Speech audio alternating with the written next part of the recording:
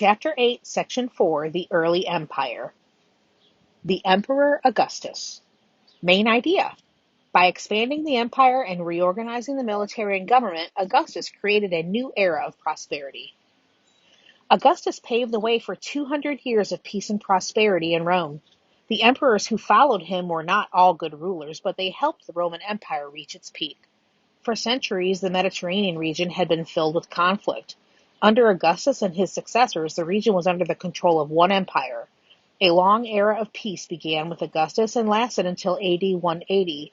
It was called the Pax Romana, or Roman peace. What did Augustus achieve? Upon becoming emperor in 27 BC, Augustus set out to make the empire strong and safe.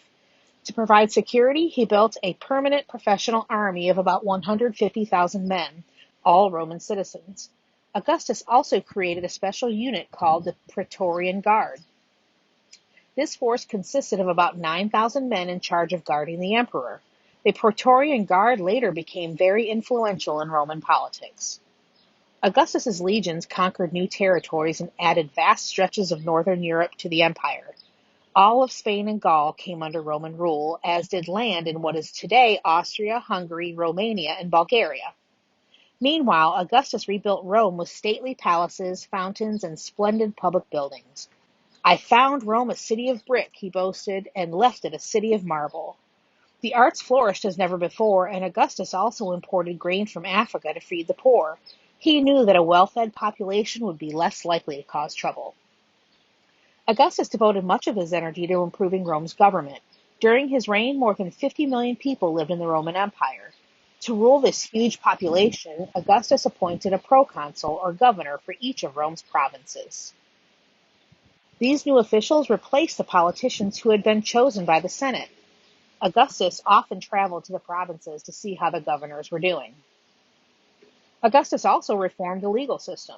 He created a set of laws for people in the provinces who were not citizens.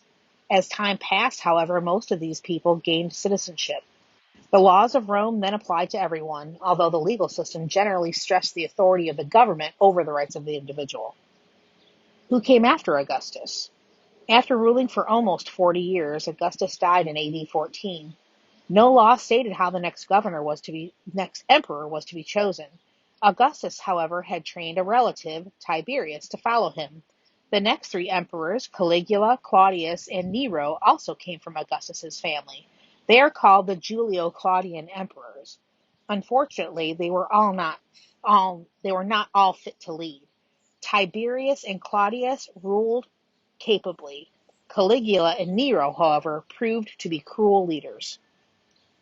Mental illness caused Caligula to act strangely and to treat people cruelly. He had many people murdered, wasted a lot of money, and even gave his favorite horse the position of consul. Eventually, the Praetorian Guard killed him and put Claudius on the throne. Nero was also a vicious man. Among those he had killed were his mother and 2 wives. He is best remembered for having fiddled while Rome burned. According to legend, he was playing music miles from Rome when a fire destroyed much of the city in AD 64. Eventually, he committed suicide. Reading check. What did Augustus do to make the empire safer and stronger?